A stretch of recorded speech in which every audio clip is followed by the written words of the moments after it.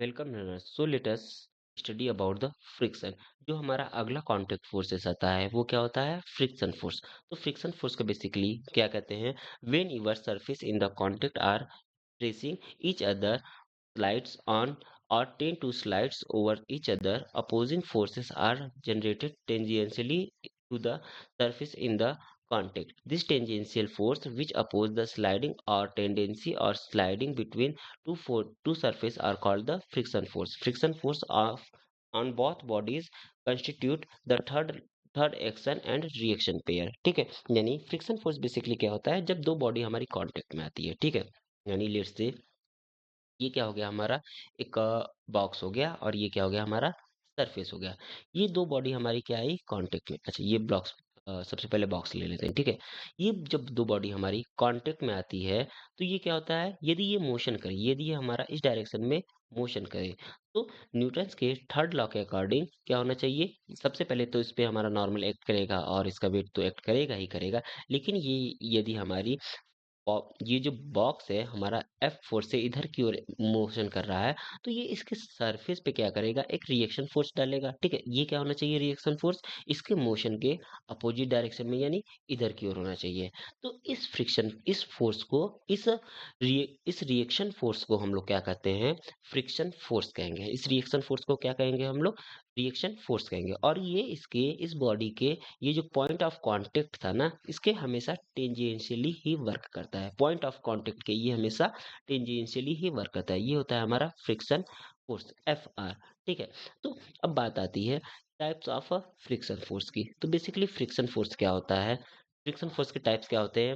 Before we proceed further into details account of the frictional phenomena, it advisable to become familiar with different type of the frictional forces. तो सबसे पहले हमें frictional forces के बारे में जानना, types के बारे में जानना चाहिए कि कितने टाइप्स के होते हैं। So all types of frictional phenomena can be categorize into the dry friction, fluid friction and internal friction. ये बेसिकली तीन टाइप्स में हमारे कैटेगराइज हो जाते हैं। पहला ड्राई फ्रिक्शन, दूसरा फ्लूइड फ्रिक्शन, ठीक है। और अच्छा, ड्राई फ्रिक्शन किसमें होता है? बेसिकली ये ड्राई चीजों में, जैसे कि सॉलिड हो गया, ठीक है।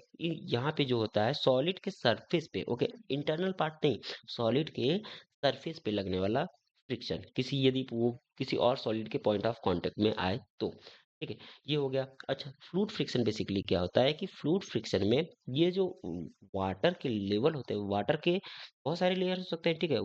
दो वाटर के लेयर के बीच में लगने वाला फ्रिक्शन फोर्स, ये क्या होता है? फ्लूइड फ्रिक्शन होता है। और इंटरनल फ्रिक्शन की बात करें तो ये किसी सॉलिड के अंदर इंटरनल पार्टिकल पे लगने वाला फ्रिक्शन फोर्स होता है। ओके, सो यहाँ पे ड्राई फ्रिक्शन की डिफिनेशन क्या होती है? It exist when two solid unlubricated surface are in the contact under the condition of sliding or tendency of the sliding. It is also known as the coulomb friction. इसको coulomb friction के नाम से भी जानते हैं। Okay, अच्छा, basically friction की definition यहाँ पे क्या होती है कि ये मोशन को अपोज करता है, मोशन को अपोज करता है। इट विच अपोज स्लाइडिंग, ये स्लाइडिंग को अपोज करता है या टेंडेंसी रखता है स्लाइडिंग को अपोज करने की ये टेंडेंसी रखता है बिटवीन टू सरफेस। ये लिट से पहला सरफेस था और ये ऑब्जेक्ट का सरफेस हो गया, और ये इस ऑब्जेक्ट जिस पे रखा था उसका सरफेस हो गया। ओके, सो नेक्स्ट हमारा क्या आता है? Fluid friction. फ्लूइड फ्रिक्शन क्या होता है? Is develop when the adjacent layer of the fluid move at a different velocity.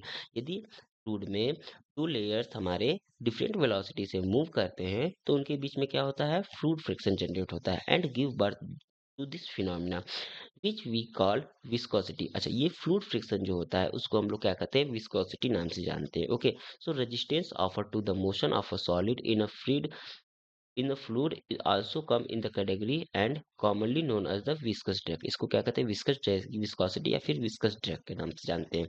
We will study the kind of the friction in the fluid mechanics. इसको हम लोग क्या करेंगे? फ्लूइड मैकेनिक्स में पढ़ेंगे। ओके, तो जो नेक्स्ट टाइप आता है वो हमारा इंटरनल फ्रिक्शन होता है। सो इंटरनल फ्रिक्शन बेसिकली क्या होता है? When solid material are subjected to deformation. यदि हमारा सॉलिड मटेरियल क्या हो गया? उसका शेप चेंज होता है, ठीक है। सॉलिड मटेरियल का शेप यदि चेंज हो तो इंटरनल रेजिस्टिव फोर्स डेवलप। तो ये इसमें क्या होता है? इंटरनल रेजिस्टिव फोर्स डेवलप होता है because to relative movement of the different part of the solid. This internal resistive force constitute a system of forces which is defined as the internal forces. Okay, इसमें क्या होता है, they always causes loss of energy. इसमें क्या होता है, ये हमेशा एनर्जी को लॉस करते हैं। ठीक, तो टाइप ऑफ फ्रिक्शन की बात, अच्छा इसका एग्जांपल क्या हो गया, बेसिकली स्प्रिंग। स्प्रिंग क्या है, इंटरनल फ्रिक्शन का एग्जांपल है। ओके, और किसी बलून्स को, फूले हुए बलून्स को क्या करते हैं, प्रेस करते हैं तो वो वापस से डिफॉर्म हो जाता है। ठीक है, डिफॉर्म मतलब वापस से अपने फॉर्म में आ जाता है, तो वो भी क्या हो गया, इंटरनल फ्रिक्शन का ही एग्जांपल है। ओके, तो अब हमें बेसिकली क्या पढ़ना है, ड्राई फ्रिक्शन। ठीक है, तो types of a dry friction की बात कर ले तो in mechanics of non deformable bodies, अच्छा ड्राई फ्रिक्शन जो यूज होता है वो रिजिड बॉडी के लिए, यानी नॉन डिफॉर्मेबल बॉडीज के लिए। बॉडी डिफॉर्म नहीं होना चाहिए, यदि बॉडी डिफॉर्म हो गया तो वो इंटरनल फ्रिक्शन के कैटेगरी में आ जाता है। ठीक है, वी ऑलवेज, और इसमें एनर्जी लूज हो जाती है। ठीक है, इंटरनल फ्रिक्शन में। सो हमें क्या करना है, ड्राई फ्रिक्शन, ड्राई फ्रिक्शन में बॉडी डिफॉर्म होना नहीं चाहिए। We always concern with the dry friction, therefore we often drop the word dry। ठीक है, and simply call it friction, और इस ड्राई फ्रिक्शन को ही हम लोग क्या कहते हैं, फ्रिक्शन के नाम से जानते हैं। ओके, सो लेट्स से यहाँ पे क्या था, वेट हमारा डब्ल्यू नीचे की ओर, नॉर्मल इसका ऊपर की ओर, ये ऑब्जेक्ट था। अब हम क्या करते हैं, इस ऑब्जेक्ट को मूव करते हैं, इस ऑब्जेक्ट को क्या करते हैं, मूव करते हैं। अच्छा, ये मिनट, ऑब्जेक्ट को क्या करते हैं, मूव करते हैं। ठीक है, अच्छा सबसे पहले जैसे कि कोई भी बॉक्स रखा जाता है, ठीक है, कोई भी बॉक्स हमारा किसी फ्लोर या फिर किसी टेबल पे रखा गया है, तो उसको पहले हमें थोड़ा सा हल्का सा बिल्कुल फोर्स लगाए तो वो मूव नहीं होता है। ठीक है, वो मूव नहीं होता है, तो बेसिकली उस समय ये मूव किस रीजन की वजह से नहीं होता है, फ्रिक्शन फोर्स की वजह से ये क्या होता है, मूव नहीं होता है। सो इस फ्रिक्शन को हम लोग क्या कहते हैं, static friction. Means the force F produce in the box a tendency of a sliding, and the friction force is opposing this tendency of sliding. This frictional force developed before sliding initiates is defined as the static force। यानी यदि कोई body rest में है, ठीक है, हम उस पे फोर्स लगा रहे हैं, फिर भी वो क्या है, उस फोर्स लगा रहे हैं तो मूव करना चाहिए, लेकिन फिर भी वो मूव नहीं कर रहा है, किसकी वजह से, फ्रिक्शन फोर्स की वजह से।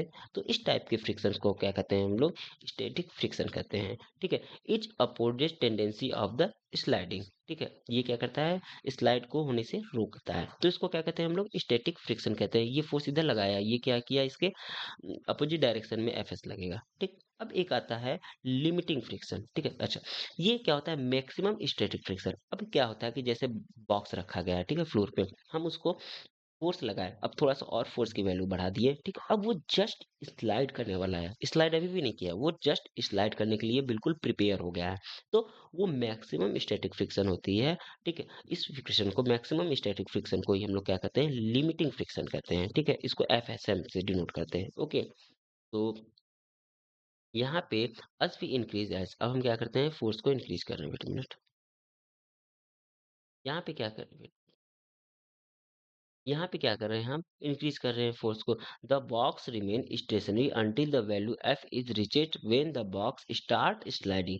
Before the box start sliding the static friction increase with F and counter balance F until the static friction reaches is the maximum value. अभी ये क्या कर रहा है, इसका मैक्सिमम वैल्यू के तक पहुंच जा रहा है। इस फ्रिक्शन को हम लोग क्या कहते हैं, लिमिटिंग फ्रिक्शन और द मैक्सिमम स्टैटिक फ्रिक्शन कहते हैं, दोनों के नाम से जानते हैं। ठीक है, अच्छा अब ये बॉक्स क्या किया, और ज्यादा फोर्सेस बॉक्स पे लगाए, तो वो क्या करता है, बॉक्स बॉक्स हमारा मूव करने लगता है। ठीक है, बॉक्स क्या किया, मूव करने लगा। अच्छा, जब मूव करता है तो फिर भी एक हमारा फ्रिक्शन फोर्स उस पे लगता है, उसको हम लोग काइनेटिक फ्रिक्शन कहते हैं। क्या कहते हैं, काइनेटिक फ्रिक्शन कहते हैं। यानी when the box start sliding, to maintain its sliding still a force F is needed to overcome frictional forces. This friction force is known as the static friction. Fk is always opposed the sliding. Okay, so यानी dry friction के कितने part हो गए, दो part हो गए। एक static friction, इसमें लिमिटिंग फ्रिक्शन भी आ जाता है। ओके, स्टैटिक फ्रिक्शन और एक काइनेटिक फ्रिक्शन। ठीक है, तो ये क्या होता है, oppose tendency of the sliding, ये क्या करता है, बिल्कुल मतलब मोशन होने नहीं देता है। लेकिन काइनेटिक फ्रिक्शन में ये मोशन होता है, लेकिन फिर भी हमारा अपोजिट डायरेक्शन में क्या करता है, काइनेटिक फ्रिक्शन लगता है। अच्छा, यहाँ पे एक चीज है कि सबसे जो ज्यादा वैल्यू होती है वो लिमिटिंग फ्रिक्शन की वैल्यू सबसे ज्यादा होती है। ठीक है, फिर उसके बाद यहाँ पे हमारा क्या आता है, स्टैटिक फ्रिक्शन आता है। क्या आता है, स्टैटिक फ्रिक्शन आता है। और उस सबसे कम जो वैल्यू होती है फ्रिक्शन फोर्स की, काइनेटिक फ्रिक्शन की वैल्यू सबसे कम होती है। अच्छा, ये ये होता है हमारा फॉर्मूला इसके लिए, ठीक है, relation. Static friction, kinetic friction और लिमिटिंग फ्रिक्शन के बीच में सबसे ग्रेटर कौन होता है? ओके, तो लिमिटिंग फ्रिक्शन सबसे ज्यादा होता है, उसके बाद स्टैटिक फ्रिक्शन आता है और सबसे कम वैल्यू होती है हमारी काइनेटिक फ्रिक्शन। तो यहाँ पे लॉ ऑफ फ्रिक्शन के बारे में बात कर लेते हैं। Okay, so basically law of friction में क्या होता है, when a normal force and exist between the two forces, when we try to slide them over each other, the forces of the static friction fs act before the sliding initiate। यानी दो body contact में रखे गए हैं, तो यदि हम एक बॉडी को मूव करा रहे हैं तो वहां पे सबसे पहले यदि वो मूव नहीं हुआ तो वहां पे वो स्टैटिक फ्रिक्शन हो जाता है, ठीक है, before the sliding it can have a maximum value up to the limiting friction. ये क्या करेगा, हमारा लिमिटिंग फ्रिक्शन तक इसकी जो वैल्यू होगी वो मैक्सिमम वैल्यू होगी, ठीक है। यानी यहाँ पे हम क्या किए, यहाँ पे बॉडी था हमारा रेस्ट में था, ठीक है, इस पे फोर्स लगाना स्टार्ट किए, क्या किए, इस पे फोर्स लगाना स्टार्ट किए, तो इस पे जैसे जैसे फोर्स लगाएंगे अपोजिट डायरेक्शन में फ्रिक्शन फोर्स बढ़ता जाएगा, तो अपोजिट डायरेक्शन में हमारा फ्रिक्शन फोर्स लीनियरली बढ़ा, ठीक है। अच्छा, अब इस पॉइंट पे बेसिकली क्या हो जाता है, ये पॉइंट जो कहलाती है हमारी लिमिटिंग फ्रिक्शन कहलाती है। लिमिटिंग फ्रिक्शन के बाद हमारा ये क्या कर देगा, बॉडी मूव करना स्टार्ट हो जाता है। अच्छा, तो यहाँ पे काइनेटिक फ्रिक्शन लगेगा, काइनेटिक फ्रिक्शन जो होता है वो कम हो जाता है, यहाँ पे काइनेटिक फ्रिक्शन लगा, ये वैल्यू इसकी कम हो गई और फिर बाद में ये काइनेटिक फ्रिक्शन जाके हो जाता है हमारा रेस्ट में, ठीक है। तो ये हो गया इसके लिए डायग्राम, फ्रिक्शन और फोर्स के बीच में डायग्राम, यानी इस रेंज तक हमारा काइनेटिक स्टैटिक फ्रिक्शन वर्क किया और इस पॉइंट पे हमारा ये जो पॉइंट ऑफ कांटेक्ट है ना, यहाँ पे ये जो कर्व बैंड हो रहा है, यहाँ पे स्टैटिक फ्रिक्शन लगेगा और सॉरी लिमिटिंग फ्रिक्शन लगेगा और ये फिर रीजन क्या कहलाएगा, हमारा काइनेटिक फ्रिक्शन कहलाएगा। ओके, तो एफ एस इज लेस और इक्वल टू कितना होता है, एफ एस एम होता है, ठीक है। अच्छा, एफ एस एम की वैल्यू, अच्छा, जो फ्रिक्शन की वैल्यू होती है हमारा, फ्रिक्शन होता है ना, एफ, वो प्रोपोर्शनल टू किसके होता है, हमारा नॉर्मल के प्रोपोर्शनल, ठीक है, नॉर्मल फोर्स के प्रोपोर्शनल। और यहाँ पे फ्रिक्शन फोर्स की वैल्यू यदि नॉर्मल को हटाएं तो यहाँ प्रोपोर्शनैलिटी को हटाएं तो एक प्रोपोर्शनैलिटी कांस्टेंट रह जाता है जिसको हम लोग कहते हैं फ्रिक्शन कांस्टेंट। इसको म्यू से रिप्रेजेंट करते हैं, किससे रिप्रेजेंट करते हैं, म्यू से रिप्रेजेंट करते हैं और मल्टीप्लाई बाई एन, यानी फ्रिक्शन फोर्स की वैल्यू क्या हो जाती है, एफ आर फ्रिक्शन फोर्स, इसकी वैल्यू होती है म्यू इंटू एन होती है। म्यू क्या है हमारा, ये कोफिशिएंट ऑफ फ्रिक्शन है, कोफिशिएंट ऑफ फ्रिक्शन है, ठीक है, म्यू। और जो म्यू है होता है वो किस पे डिपेंड करता है, ये सरफेस पे डिपेंड करता है, म्यू की वैल्यू सरफेस पे डिपेंड करती है। ओके, याद रखिएगा। तो यहाँ पे अब बात करते हैं हम, नेक्स्ट हमारा क्या है कि तो यहाँ पे कर्व की बात कर रहे थे ना, हाँ, तो limiting friction is exponentially observed proportional to the normal reactions between the surface in a contact, यानी F S M equal to mu S into N मिल जाएगा, ठीक है। तो हियर म्यू एस क्या है हमारा, ये कांस्टेंट ऑफ अ प्रोपोर्शनैलिटी है, is known as the coefficient of static friction के नाम से जानते हैं, ठीक है। व्हेन स्लाइड स्टार्ट होता है the surface, the friction force rapidly drops to a characteristics value which always oppose the sliding. The characteristic friction force known as the kinetic frictions. Kinetic friction is the exponentially found proportional to the normal reaction between the surface of the contact। यानी कि ये क्या होगा, normal exponentially, फिर ये क्या हो जाएगा, डिक्रीज हो जाएगा हमारा, ठीक है। यार यू के क्या है, ये अच्छा, ये लिमिटिंग फ्रिक्शन के लिए हमारा, ये हमारा स्टैटिक्स और लिमिटिंग फ्रिक्शन के लिए इसकी वैल्यू कितनी होती है, वेट अ मिनट, स्टैटिक्स और लिमिटिंग फ्रिक्शन के लिए इसकी वैल्यू क्या होती है, म्यू एस होती है, ठीक है। और काइनेटिक फ्रिक्शन के लिए इसकी वैल्यू क्या होती है, म्यू की हो जाती है, ठीक है।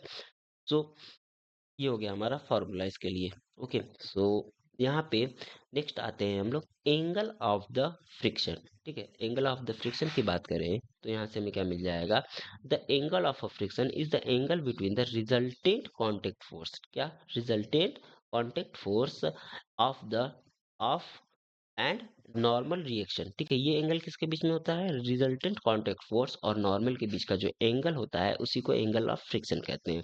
When sliding is initiating it is denoted by the lambda. इसको जब हमारा स्लाइडिंग इनिशिएट ही हो रहा था तो इसको हम लोग कैसे कहते हैं, लैम्डा से डिनोट करते हैं, यानी लैम्डा इक्वल टू यहाँ पे एफ बाई एन हो जाएगा, ये फ्रिक्शन फोर्स है, ठीक है।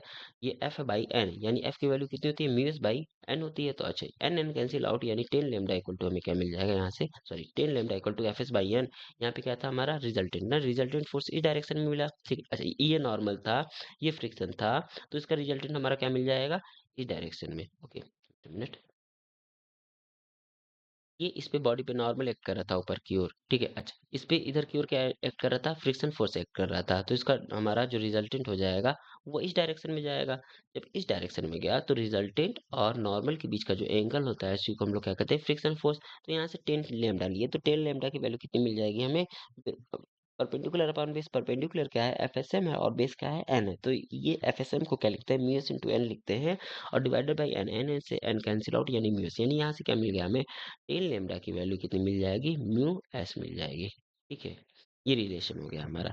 अब एंगल ऑफ रिस्पांस क्या होता है, एंगल ऑफ रिस्पांस बेसिकली इसको हम लोग थीटा से डिनोट करते हैं, किससे, थीटा से डिनोट करते हैं। सो ये होता क्या है बेसिकली, यदि इंक्लाइंड प्लेन पे रखा गया हो, यदि ऑब्जेक्ट हमारा क्या हो, इंक्लाइंड प्लेन पे रखा गया हो, the body is placed on inclined plane and the angle of the inclination is gradually increase. अब हम क्या कर रहे हैं, एंगल ऑफ इंक्लाइनेशन इसको बढ़ा रहे हैं, ठीक है। तो at some angle of inclination theta the body start sliding. तो जैसे हम स्लोप इंक्रीज करते जा रहे हैं, मान लीजिए स्टार्टिंग में ये इंक्लाइंड प्लेन पे रखा हुआ ऑब्जेक्ट ये स्लाइड नहीं कर रहा था, लेकिन अब फिर हम थीटा को और बढ़ाएं, थीटा को और बढ़ाएं, थीटा को और बढ़ाएं, तो इसके बाद क्या होगा, एक ऐसा पोजीशन आएगा कि ये हमारा स्लाइड नीचे की ओर कर जाएगा। Okay, so start sliding down the plane due to the gravity. This angle of inclination is called as the angle of the response. तो यहाँ पे एंगल ऑफ रिस्पॉन्स किसके इक्वल हो जाता है, एंगल ऑफ फ्रिक्शन के इक्वल हो जाता है। सो यहाँ पे एक एग्जांपल सॉल्व कर लेते हैं, ठीक है। तो यहाँ पे एग्जांपल क्या है, the block of a mass 1 kg is rest on a rough horizontal surface, so where coefficient of the statics and the kinetic friction कितना है, 0.2 है और 0.15 है, ठीक है। Find the frictional force if the horizontal forces क्या हो, F equal to 1 newton हो, और बी पार्ट में F इक्वल टू 1.96 न्यूटन हो, और F इक्वल टू हमें 2.5 न्यूटन मिले, ठीक है। तो यहाँ पे हमें क्या मिल जाएगा, बेसिकली मैक्सिमम फ्रिक्शन फोर्स की बात कर लेते हैं। सबसे पहले एफएसएम, ये कितना हो जाएगा हमारा, म्यू इंटू एस एन होता है ना, जो फ्रिक्शन फोर्स की वैल्यू होती है एफएसएम, ये कितना होता है हमारा, mu S into N normal forces, ठीक है। तो ये हो गया, तो यहाँ से ये कितना हो जाएगा हमारा, म्यू की वैल्यू कितनी थी इसके लिए, 0.2 ना, 0.2 मल्टीप्लाई बाई मास कितना था यहाँ पे। अच्छा, एन की वैल्यू, नॉर्मल की वैल्यू कितनी होती है, एम जी ना। तो यहाँ से एफ एस एम की वैल्यू कितनी मिल जाएगी हमें, म्यू एस एम जी, ये कंप्लीट फार्मूला हो गया हमारा, ठीक है। तो यहाँ से हमें कितना मिल जाएगा, 1 मल्टीप्लाई बाई मास कितना था, 1 kg ना, ये 1 kg था ना। तो फोर्स कितना था, ये सॉरी फोर्स कितना था हमारा, 1 न्यूटन था। तो मास सॉरी मास कितना था, 1 kg ना। तो 1 kg मास के लिए और जी की वैल्यू 9.8, ठीक है। तो ये 1.96 आ गया हमारा, ठीक है। अब यहाँ पे फॉर एफ इक्वल टू 1, अच्छा यहाँ पे क्या आ गया, यहाँ पे एफएसएम की वैल्यू 9.9 सॉरी 1.96 आ गया ना। अच्छा, ये 1.96 हमारा ग्रेटर देन, फोर्स कितना लगा रहे थे इस पे, 1 न्यूटन का ना, फोर्स क्या लगा रहे थे, 1 न्यूटन का, ये ग्रेटर देन है ना 1 न्यूटन से, यानी ये फोर्स से हमारा ग्रेटर देन है, यानी ये मूव नहीं करेगा, ऑब्जेक्ट मूव नहीं करेगा, ये रेस्ट में रहेगा, ठीक है। सो ये mean, rest mean static friction is present, यहाँ पे स्टैटिक फ्रिक्शन प्रेजेंट होगा। ओके, सो यहाँ पे सेकंड कंडीशन की बात कर लेते हैं, जब हमारा फोर्स क्या हो, 1.96 हो, ठीक है। अच्छा, फोर्स 1.96 है, ठीक है, फोर्स क्या है हमारा, 1.96 है।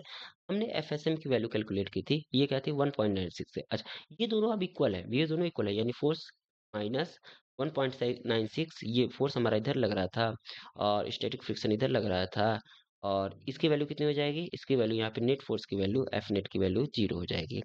यानी ये अभी मूव तो नहीं करेगा, लेकिन जस्ट स्टार्ट टू मूव के कंडीशन में ये आ जाएगा, ठीक है। तो यहाँ पे मैक्सिमम स्टैटिक फ्रिक्शन लग रहा है।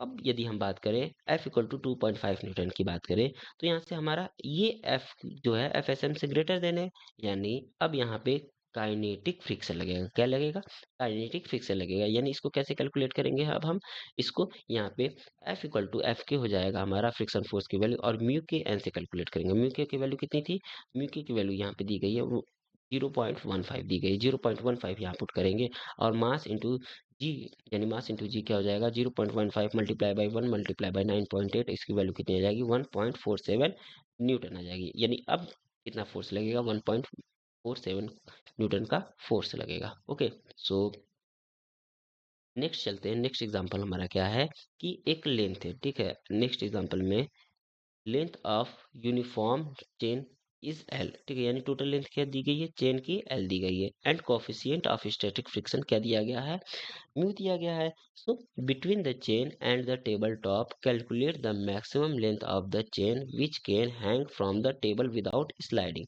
यानी इस चेन को हमें टेबल पे रखना है और हैंग करना है, ठीक है, और ये हमारा स्लाइड न करे उस कंडीशन में, ठीक है।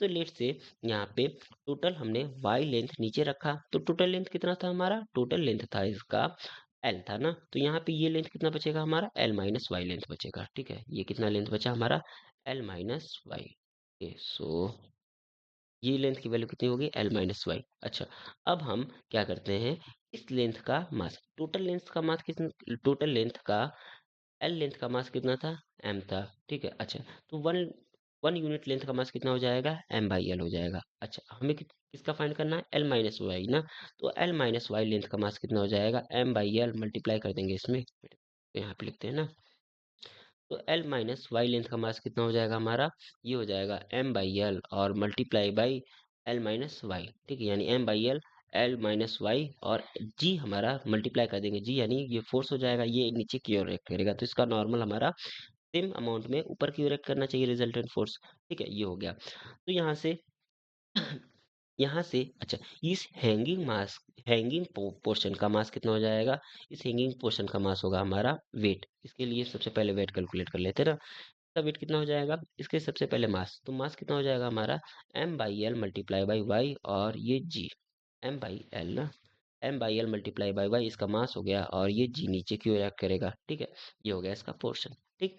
तो ये दोनों हमने कैलकुलेट कर लिया, weight of the part chain on the table के लिए कितना मिल रहा था हमें, M by L, L minus Y multiply by G, ठीक है, और हैंगिंग पार्ट के लिए हमें कितना मिला था, वेट एम बाई एल और वाई जी मिला था, ठीक है। अच्छा, उसके बाद हम क्या करेंगे कि उसके बाद हमें बेसिकली क्या करना है यहाँ पे, तो फ्रिक्शन फोर्स की वैल्यू कितनी होती है, तो यदि हम फ्रिक्शन फोर्स की वैल्यू यहाँ से, फ्रिक्शन फोर्स, सो equilibrium maximum portion hanging limiting friction, ठीक है, लिमिटिंग फ्रिक्शन की वैल्यू कितनी होती है, weight of hanging part on the chain, ये इसके इक्वल होना चाहिए, यानी जो ये नीचे स्लाइड नीचे हैंग कर रहा है ना, इसकी वैल्यू हमारे इसके फ्रिक्शन फोर्स के यदि इक्वल आ गई, तो हमारा ये क्या करेगा, इक्विलिब्रियम कंडीशन में रहेगा, यानी यहाँ से कितना मिल जाएगा हमें, एफ आर की वैल्यू कितनी होनी चाहिए, ये एम बाई एल और बाई जी के इक्वल होनी चाहिए, ठीक है, जैसे यहाँ पे ये फोर्स लग रहा है और एफ इधर फोर्स लग रहा है, और एफ की वैल्यू कितनी आ गई यहाँ से,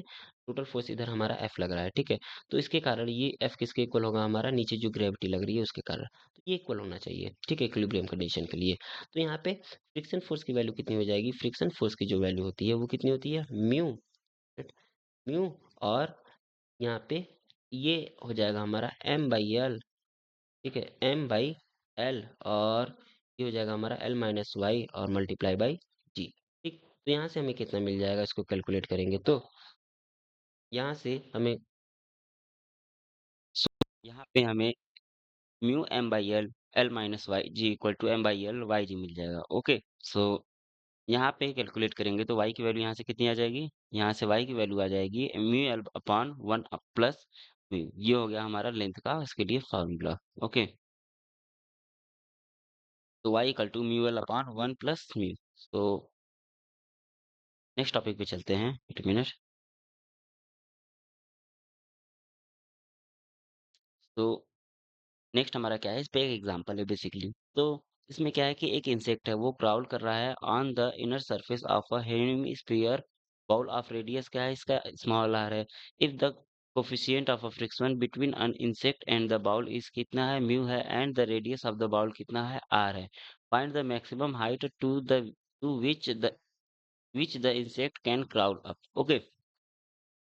तो ये मैक्सिमम हाइट की वैल्यू कैलकुलेट करनी है, ओके। लेट से हमारा इंसेक्ट यहाँ पे है, ठीक, तो पे इस पे नॉर्मल ये नॉर्मल इधर की ओर एक्ट करेगा, ओके, और mg cos थीटा इधर की ओर एक्ट करेगा, तो mg sin थीटा इधर की ओर एक्ट करेगा, और ये लेट से थीटा है, ठीक है, mg नीचे की ओर एक्ट किया, ठीक है, ये mg cos थीटा हो गया हमारा, और ये कितना हो जाएगा, mg sin थीटा हो जाएगा, ये नॉर्मल हो जाएगा, ओके। तो यहाँ से यदि नॉर्मल के अकॉर्डिंग हम फोर्सेस देखें तो n इक्वल टू हमें mg cos थीटा मिल जाएगा, और यदि हम टाउ की बात कर ले तो यहाँ से हमें कितना मिल जाएगा, F F static force equal to M G sine theta, ठीक है। मिनट, ये एम जी साइन थीटा है, एम जी साइन थीटा है ये, ठीक। अच्छा, यहाँ पे इक्वेशन 1 2 3 4 से हमें कितना मिल जाएगा, tan theta equal to mu मिल जाएगा, ठीक है, tan theta equal to mu, mu. Okay, so यहाँ पे एच की वैल्यू कितनी होती है, आर, और आर माइनस कॉस थीटा होती है, तो ये इसकी वैल्यू हमें कितनी में मिल जाएगी, हाइट की वैल्यू यहाँ से R, R cos theta minus, sorry, R minus R cos theta equal to R, और कॉस थीटा की वैल्यू टेन थीटा हमें पता था, उसकी हेल्प से हम कॉस थीटा निकाल लेंगे, तो यहाँ से हमें one minus one upon R under the root one plus mu square मिल जाएगा। ओके, यहाँ पे हाइट एच कितनी है, यहाँ पे हाइट एच की वैल्यू है, इतना पूरा कितना होगा, आर होगा, और इसकी वैल्यू कितनी हो जाएगी, इसकी वैल्यू आर कॉस थीटा हो जाएगा, तो एच इक्वल टू हमें कितना मिल जाएगा, R minus R cos theta. Okay, तो नेक्स्ट एग्जांपल हमारा क्या है कि एक बॉडी है। ओके, तो लेट्स से यहाँ पे क्या है, a body, wait a minute,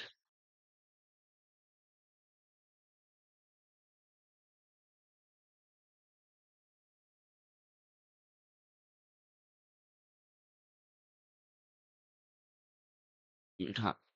next question में क्या है कि a body of mass m is kept on a rough horizontal ground, static friction coefficient की वैल्यू कितनी है, इसमें म्यू एस दिया गया है।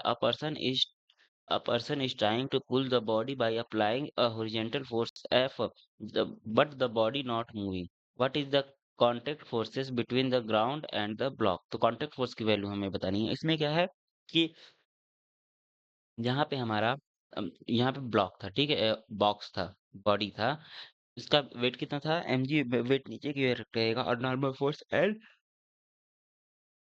ऊपर की ओर करेगा। यहाँ पे जब फोर्स इक्वल टू जीरो है तो यहाँ से हमें N equal to R equal to हमें एम जी मिल जाएगा। अब इस पे क्या है कि ये एफ फोर्स से इधर की ओर जा रहा है, नॉर्मल एक्ट किया इसका, नॉर्मल एन इक्वल टू ऊपर की ओर और एम जी हमारा नीचे की ओर एक्ट करेगा, और ये लेट से ये मोशन की कंडीशन में। ओके, तो यहाँ से एफ हमारा क्या हो जाएगा, जब F is less than F M होगा, तो यहाँ से हमारा एक रिजल्टेंट फोर्स दोनों का, ये दोनों का क्या करेगा, रिजल्टेंट फोर्स एक्ट करेगा। ये हमारा स्टैटिक फोर्स इधर की ओर लग रहा था और ये हमारा क्या लग रहा था, नॉर्मल लग रहा था, तो इसका रिजल्टेंट आर इधर है, ये एक्ट किया, और आर की जो वैल्यू होगी वो क्या होगी, under the root M G का स्क्वायर प्लस एफ एस का स्क्वायर, ठीक है। अब ये जस्ट मूवमेंट के कंडीशन में है, तो यहाँ पे आर हमारा जो क्या हो जाएगा, इसमें एम जी क्या हो जाएगा हमारा, एफ को क्या लिख सकते हैं, म्यू एस आर लिख सकते हैं ना, तो यहाँ से हमें क्या मिल जाएगा, एम जी कॉन्स्टेंट बाहर आ जाएगा, और सॉरी एम जी कॉमन है, बाहर आ जाएगा, और ब्रैकेट में रूट में क्या मिलेगा हमें, under the root one plus mu S का स्क्वायर। ओके, तो यहाँ पे एम जी इज लेस और equal to R is less और इक्वल टू कितना हो जाएगा, M G under the root one plus mu S का स्क्वायर। नेक्स्ट क्वेश्चन को सॉल्व कर लेते हैं। इसमें क्या है कि एक ब्लॉक है, ये रेस्ट पे है, rest on a rough inclined plane as shown in the figure, और horizontal force F is applied to it। सबसे पहले क्या फाइंड करना है, find the force of a normal reaction, फिर can the force of the friction be zero, if yes then Y, ठीक है। If yes then हमें ये सी फाइंड करना है कि assuming the friction is not zero, find the magnitude and the direction of its limiting value। Okay, तो यहाँ पे हमें इसके कंपोनेंट निकाल लेते हैं। लेट से हमारा क्या, एम जी हमारा नीचे की ओर करेगा, तो एम जी कॉस थीटा ये हो गया, ठीक है, और एम जी साइन थीटा ये मिल जाएगा। मैं यहाँ पे फोर्स लगाएंगे एफ, ठीक, तो इसके कंपोनेंट क्या हो जाएगा हमारा, एफ साइन थीटा नीचे की ओर और एफ कॉस थीटा इस डायरेक्शन में मिल जाएगा हमें, तो ये हो गया नॉर्मल एंड, ठीक है। तो यदि हम वाई डायरेक्शन के फोर्सेस की बात करें, ये इसका सम जीरो होना चाहिए। वाई डायरेक्शन में कौन सा लग रहा है, एन इक्वल टू नीचे की ओर एम जी कॉस थीटा, और ये नीचे की ओर एफ साइन थीटा, तो N equal to M G cos theta plus F sine theta. और वाई एक्सिस की बात करें तो यहाँ से हमें वाई एक्सिस में, सॉरी एक्स एक्सिस में कौन सा फोर्स लग रहा है, एक्स एक्सिस में एफ कॉस थीटा लग रहा है, और एम जी साइन थीटा लग रहा है, ठीक है। तो F cos theta equal to M G sine theta, यानी एफ इक्वल टू हमें क्या मिल जाएगा यहाँ से, एफ इक्वल टू हमें एम जी टेन थीटा मिल जाएगा, और लिमिटिंग फ्रिक्शन की वैल्यू एफ एस एम कितनी हो जाती है, म्यू एन होती है, और इसकी वैल्यू कितनी हो जाएगी, म्यू और एन की वैल्यू यहाँ से कैलकुलेट कर लेंगे। यहाँ पे क्या M G cos theta plus F sine theta, ठीक है, ये हो गया हमारा, ठीक।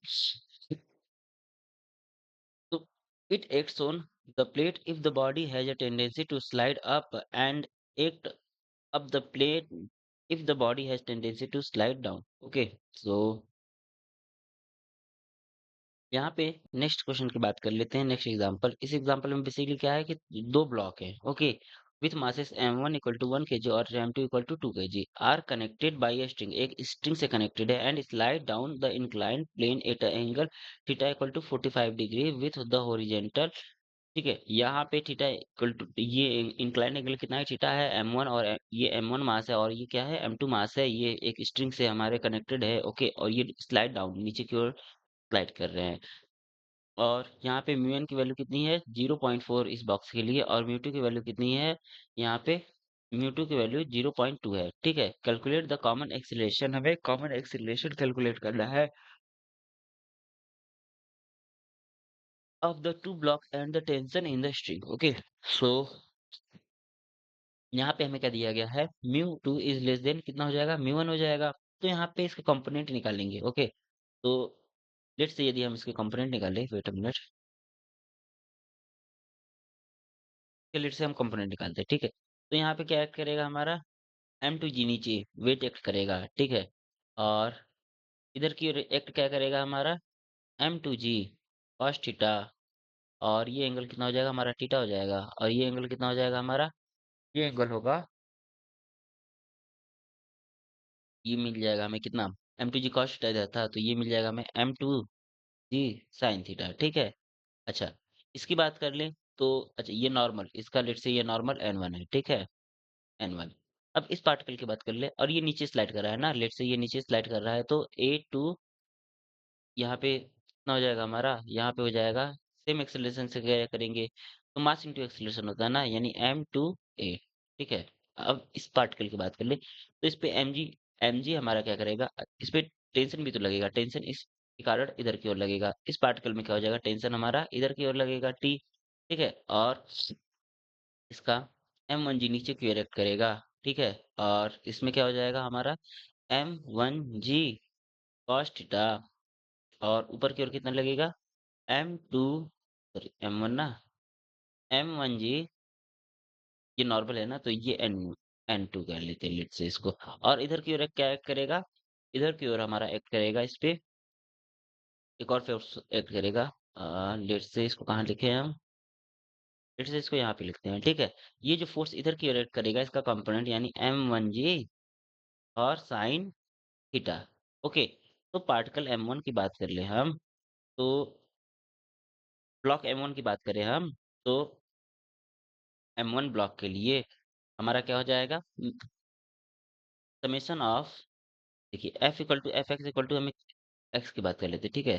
तो ये कितना हो जाएगा, summation of F X equal to mass into acceleration है, यानी एम टू एम वन है ना, तो एम वन ए मिलेगा, और एफ एक्स की वैल्यू कितनी हो जाएगी इस डायरेक्शन में, नेट फोर्सेस, देखिए टी, यहाँ पे टी नीचे की ओर काम कर रहा है, ठीक है, टी, और उसका अपोजिट कितना है हमारा, और इस पे फ्रिक्शन फोर्स एक्ट करेगा F1, और इस पे फ्रिक्शन फोर्स F2, ठीक है। तो यहाँ पे कितना हो जाएगा T, और अपोजिट में फोर्सेस T, और नीचे की ओर कौन से फोर्स लग रहे थे, M1G साइन थीटा ना, M1G साइन थीटा, ठीक है। और इधर कितना हो जाएगा हमारा friction force mu, mu one, और ये N1, ठीक है। तो यहाँ से ये हो गया, ये फर्स्ट इक्वेशन, और सेकंड इक्वेशन कौन सा मिल जाएगा, समेशन ऑफ Fy, ये कितना हो जाएगा हमारा, ये तो जीरो होगा क्योंकि इस डायरेक्शन में कोई मोशन नहीं है, तो यहाँ से हमें कौन सा इक्वेशन मिलेगा, एन टू, ऊपर की ओर लग रहा था, एन टू इक्वल टू नीचे मिनट, ये सेकंड पार्टिकल है ना, तो इसको कर लेते हैं एन टू, और ये फर्स्ट पार्टिकल है, तो इसको क्या कर लेते हैं एन वन, ठीक है। नीचे की ओर क्या लगेगा हमारा, नीचे की ओर लगेगा एम वन जी और कॉस थीटा, ठीक, ये हो गया हमारा। तो ये दो इक्वेशन मिल गए यहाँ से हमें, ये दो इक्वेशन यहाँ से मिल गए हमें, ठीक है। अब M2 पार्टिकल की बात कर लेते हैं, तो M2 पार्टिकल के लिए क्या हो जाएगा हमारा, M2 जी साइन थीटा नीचे की ओर एक्ट कर रहा था, और ऊपर की ओर हमारा फ्रिक्शन फोर्स क्या एक्ट कर रहा था, M2 mu two G cos theta, ठीक है। लेट्स से यहाँ पे M2 की बात कर रहे हैं, तो Fx कितना हो जाएगा हमारा, ये जी, ये M2 A हो जाएगा,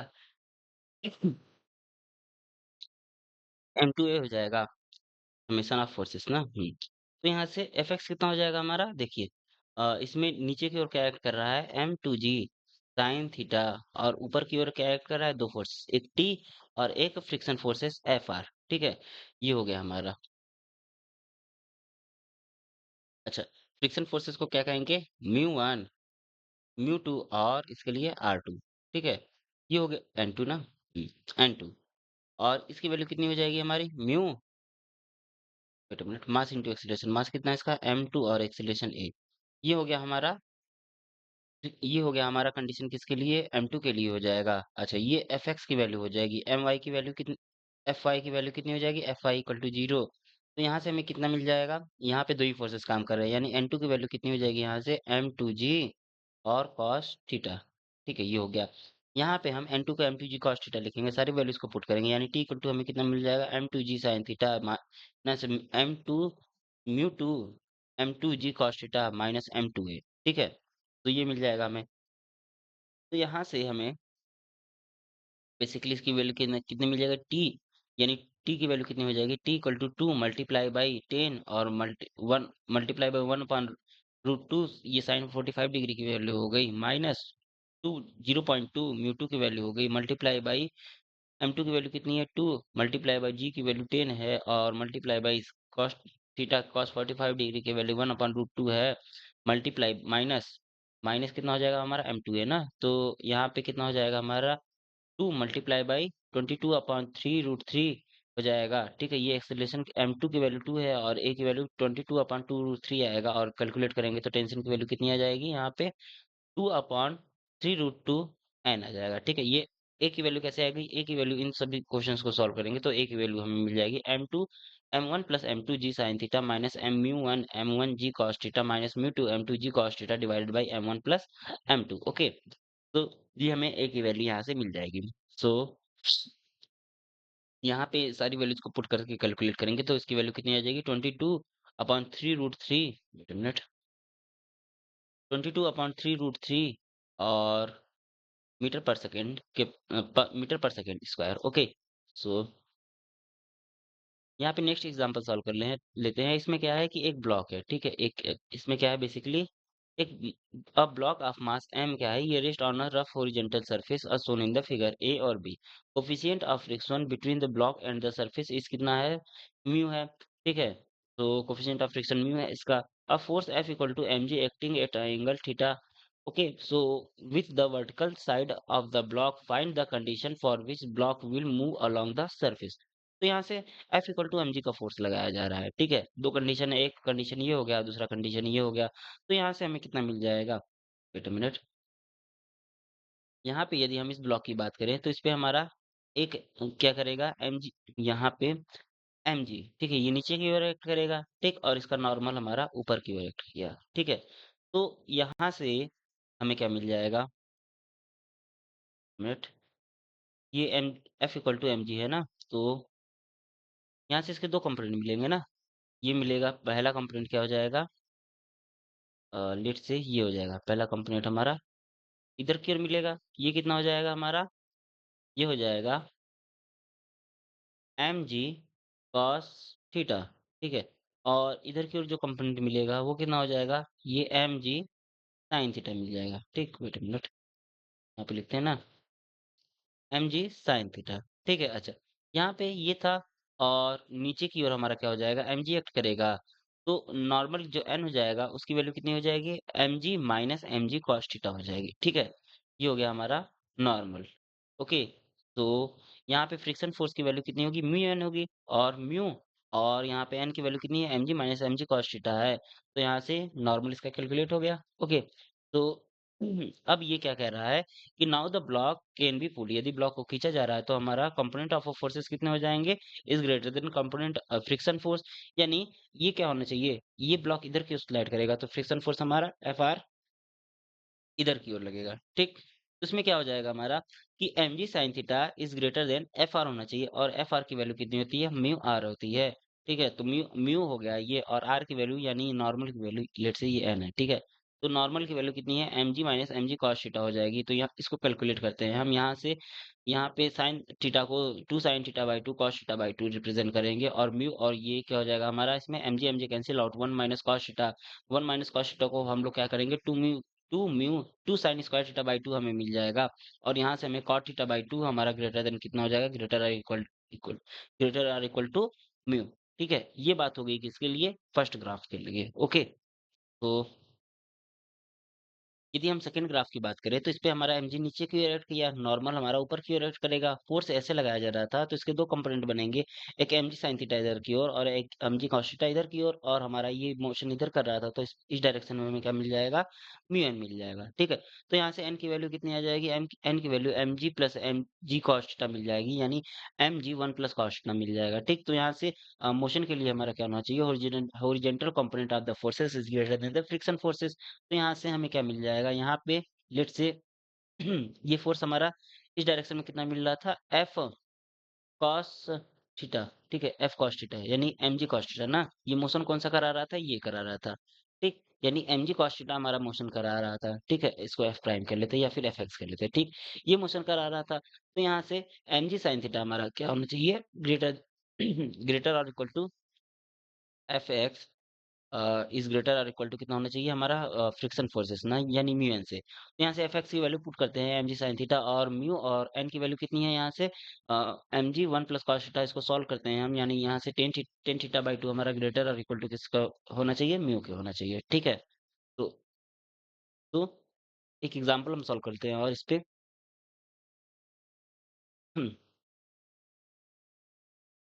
तो यहाँ पे क्या है कि एक a body of mass m rest on a horizontal floor with which it has a coefficient of static friction कितना है? म्यू है। It is described to make the body move by applying the minimum possible forces F find the magnitude of force and the direction in which it has to be applied। ठीक है?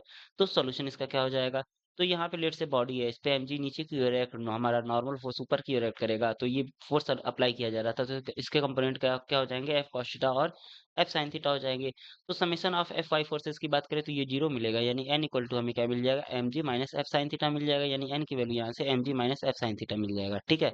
यदि हम x forces के सम की बात करें तो ये भी हमारा मूवमेंट नहीं हो रहा है, ये जीरो हो जाएगा यानी F cos theta is greater than हमें क्या मिल जाएगा यहाँ से एफ फ्रिक्शन फोर्सेस। ठीक है? तो F cos theta is greater than friction forces की वैल्यू म्यू एन होती है। ठीक है? यानी यहाँ से हमें क्या मिल जाएगा? फोर्स की वैल्यू इज ग्रेटर देन कितनी होनी चाहिए? हम्म, हमारा जो for the forces be minimum यहाँ से एफ की वैल्यू इज ग्रेटर और इक्वल टू कितना होना चाहिए? Mu M G upon cos theta plus mu sine theta मिल जाएगा हमें। तो यहाँ से फोर्स यदि मिनिमम होगा तो हमारा cos theta plus mu sine theta क्या होना चाहिए? मैक्सिमम होना चाहिए। यानी यहाँ से हम क्या लिख सकते हैं? Cos theta plus mu sine theta ये कितना हो जाएगा हमारा? Under the root 1 plus mu square हो जाएगा। सो हमारा एफ मिनिमम की वैल्यू यहाँ से ये मिनिमम होने के लिए ये कंडीशन है कि cos theta plus mu sine theta कितना होना चाहिए? Under the root 1 plus mu square. ठीक है? तो यहाँ से कितना मिल जाएगा हमें एफ मिनिमम की value? Mu M G upon under the root 1 plus mu square मिल जाएगा और यहाँ पे थीटा क्या है हमारा? थीटा क्या हो जाएगा? टेन इनवर्स म्यू हो जाएगा। ठीक है? तो अच्छा ये मिनिमम कंडीशन कैसे होल्ड की यहाँ पे इसको देख लेते हैं। सबसे पहले cos theta plus mu sin theta minimum होना चाहिए। ठीक है? तो इसका हम क्या करते हैं? स्क्वायर कर देते हैं। इसका हम यहाँ पे वेट अ मिनट ये कैसे हो जाएगा? cos थीटा ये cos स्क्वायर थीटा प्लस ये क्या हो जाएगा हमारा? म्यू और mu square sin square theta. ठीक है? और बाकी इसके टर्म क्या होने चाहिए? जीरो हो जाएंगे तब ये मिनिमम कंडीशन में आ जाएगा। ठीक है?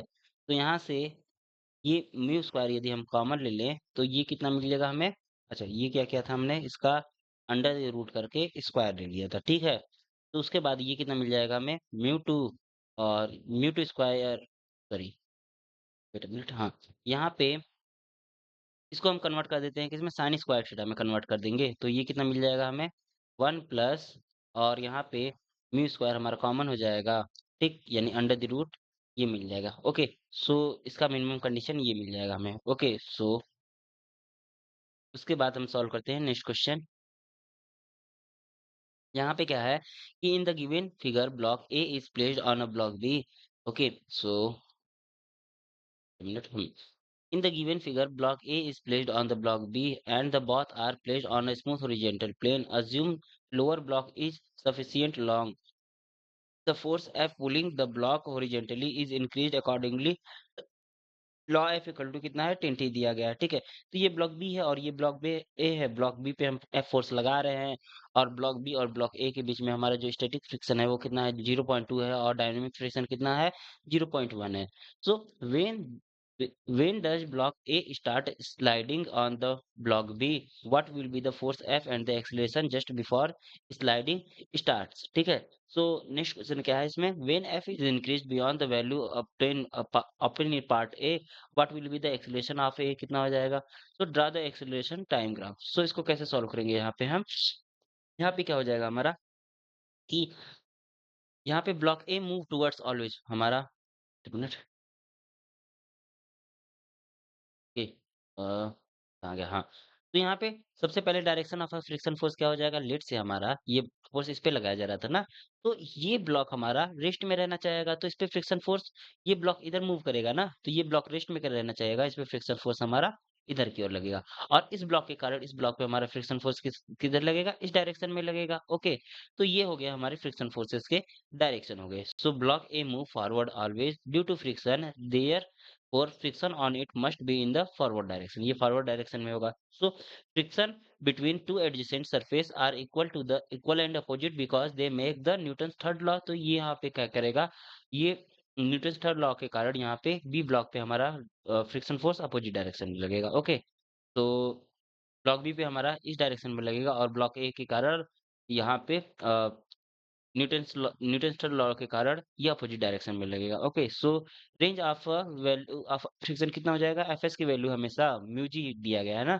तो ये 20 न्यूटन से कम होगी और एफ के की वैल्यू 10 न्यूटन क्योंकि वहां पे दिया गया था फ्रिक्शन वैल्यू म्यू एन से क्या करेंगे हम इसको कैलकुलेट कर लेंगे ओके तो यहाँ पे मैक्सिमम पॉसिबल एक्सेलरेशन क्या होगा जब F X equal to F M equal to यहाँ पे 20 न्यूटन हो जाएगा ठीक है यानी एम ए जी की वैल्यू 100 न्यूटन हो जाएगी यहाँ से एफ एस एम की वैल्यू 20 न्यूटन हो जाएगी और यहाँ पे कितना हो जाएगा हमारा नॉर्मल फोर्स इसके इक्वल हो जाएगा यानी N one equal to 100 newton ठीक है ये एक्सीलरेट कर रहा है एम ए से तो यहाँ से कितना हो जाएगा 20 इक्वल टू कितना 10 ए ठीक है ये क्या इसके बाद यहाँ पे एक्सेलरेशन ए की वैल्यू कितनी आ जाएगी यहाँ पे हमारी 2 मीटर पर सेकंड स्क्वायर आ जाएगी ठीक है तो सीक्वेंसेस ऑफ स्लाइड स्लिपिंग के लिए क्या हो जाएगा सिंस ग्राउंड इज स्मूथ यदि ग्राउंड हमारा स्मूथ है तो block B first start sliding सबसे पहले ये स्लाइडिंग स्टार्ट करेगा and ground carries A together A के साथ when acceleration of A and B become equal यदि हमारा एक्सेलरेशन ए बी के इक्वल हो गया 2 AM तो ब्लॉक ए स्टार्ट स्लीपिंग तब हमारा क्या करेगा ब्लॉक ए स्टार्ट स्लीपिंग करना स्टार्ट कर देगा ओके सो नेक्स्ट पार्ट क्या है just before the movement A start sleeping both were moving together with acceleration A M ठीक है तो यहाँ पे consider them as one body यहाँ पे इन दोनों को एक बॉडी के रूप में कंसीडर कर लें तो यहाँ से कितना हो जाएगा हमारा मास ए और प्लस मास बी और इंटू एक्सेलरेशन कितना हो जाएगा हमारा यहाँ पे ए इक्वल टू कितना मिल जाएगा हमें 60 मिल जाएगा ओके तो यहाँ पे सॉल्व करेंगे f इक्वल टू 60 तो f की वैल्यू कितनी थी 10t इक्वल टू 60 और t इक्वल टू हमें कितना मिल जाएगा यहाँ पे 6 सेकंड मिल जाएगा ठीक तो यहाँ पे यदि हम f को इंक्रीज करें बियॉन्ड 60 न्यूटन यदि हम f को इंक्रीज करते हैं बियॉन्ड 60 न्यूटन तो slide and kinetic act on it now acceleration की वैल्यू कितनी हो जाएगी 10 a और यानी 10 a यहाँ से a की वैल्यू कितनी हो जाएगी हमारी 1 मीटर पर सेकेंड स्क्वायर और f इक्वल टू 10t दिया गया है ना तो 10t और यहाँ से हमें कितना मिल जाएगा 30 मिल जाएगा ठीक है और a की वैल्यू 1/3t मिल जाएगी ठीक अब यदि हम एएम की वैल्यू कितनी है 2 meter per second square when F equal to 60 newton और टी इक्वल टू क्या है 6 second there after A start sleeping and it acceleration provide by the kinetic friction से हम इसकी फ्रिक्शन प्रोवाइड करेंगे और ए की वैल्यू हमें 1 मीटर पर सेकंड स्क्वायर मिल जाएगी how your acceleration of B keeps in increasing according to the equation यानी बी का हमारा क्या हो जाएगा फ्रिक्शन इंक्रीज करता जाएगा एक्सेलरेशन इंक्रीज करता जाएगा क्योंकि टाइम इंक्रीज कर रहा है और इसके कारण हमें क्या मिल जाएगा 10t minus 10 equal to 20 A B मिल जाएगा और ए बी की value half T minus half हो जाएगी और यहाँ से हमें क्या मिल जाएगा यहाँ से हमें एक्सीलरेशन और टाइम ग्राफ की वैल्यू यहाँ से ये मिल जाएगी ओके यहाँ तक इंक्रीज करेगा इसके लिए फिर यहाँ पे सडन स्टॉप होगा और फिर इंक्रीज करने का ए बी के लिए ठीक है और ए हमारा कांस्टेंट हो जाएगा ठीक जब ये ए हमारा स्लाइड कर जाएगा तो बी केवल मूव करेगा ओके तो नेक्स्ट एग्जांपल सॉल्व कर लेते हैं। इसमें क्या है कि एक pendulum of mass m is suspended from the ceiling of a train moving with acceleration a as shown in the figure. Find the angle theta in the equilibrium position. तो यहाँ से क्या हो जाएगा, लेट से हमारा ये एक आदमी खड़ा था, ठीक है? तो यहाँ पे क्या है, ये इसका ऑब्जर्वर है, ठीक है? ये ऑब्जर्व कर रहा है। ओके, सो यहाँ पे हमारा फैन था और ये ए एक्सेलरेशन से इधर की मूव करेगा, तो ये हमारा क्या करेगा, फिर इसमें सूडो फोर्स फील होगा और ये भी हमारा एक यहाँ से एमएफ फोर्स इस पे लगेगा इधर की ओर, ठीक है? अच्छा, इसके कंपोनेंट की बात कर ले तो एमजी एमजी हमारा इधर की ओर एक्ट करेगा, ठीक? यहाँ पे कोई फ्रिक्शन फोर्स एक्ट नहीं करेगा, तो इन दोनों का रिजल्टेंट एमजी प्राइम हमारा इस डायरेक्शन में हो जाएगा। इसका फ्री बॉडी डायग्राम बनाते हैं। तो टेंशन टी हमारा इधर लग रहा था, तो टी कॉस थीटा इधर लगेगा, टी साइन थीटा इधर लगेगा, एमए इधर था और एमजी हमारा क्या था, नीचे था।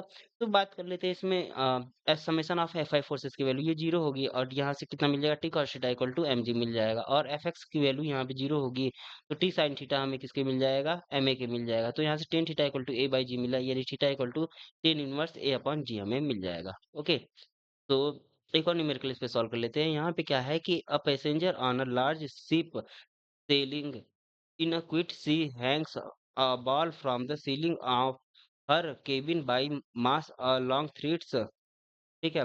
By mean of a long threads. Okay, whenever the ship accelerate, she notes that the equilibrium balls lags behind the point of the suspension and so the pendulum no longer held hangs vertically. अब ये vertically hang नहीं कर रहा है, ठीक है? How large is the ship's accelerated when the pendulum start at a angle 5 angle बनाना चाहिए to the verticals. Okay, तो लेट्स से ये हमारा था, ठीक है? ये क्या हो जाएगा हमारा, टी इधर की ओर एक करेगा, एम इधर की ओर, एम जी इधर की ओर, तो इसके कंपोनेंट निकाल लेते हैं। ये टी कॉस थीटा हो जाएगा, ये टी साइन थीटा हो जाएगा, ये एम जी हो जाएगा, ये एम ए हो जाएगा। इसका फ्री बॉडी डायग्राम हो गया बल का। तो यहाँ से T sine five equal to हमें एम ए मिलेगा और यहाँ पे वर्टिकल कंपोनेंट की बात कर ले तो T cos five equal to हमें एम जी मिलेगा, ठीक है? तो यहाँ से हमें क्या मिल जाएगा, A equal to G tan five मिल जाएगा और इसकी वैल्यू कितनी होती है, इसकी वैल्यू हो जाएगी हमारी टेन फाइव की वैल्यू 0.0875 होती है, मल्टीप्लाई बाई जी, जी से मल्टीप्लाई कर देंगे 9.8, यानी तो ये कितना मिल जाएगा हमें, 0.86 मीटर पर सेकेंड और स्क्वायर ना, ये पर सेकेंड स्क्वायर। ठीक है, ये हो जाएगा हमारा एक्सीलरेशन का फार्मूला। Okay, so thanks.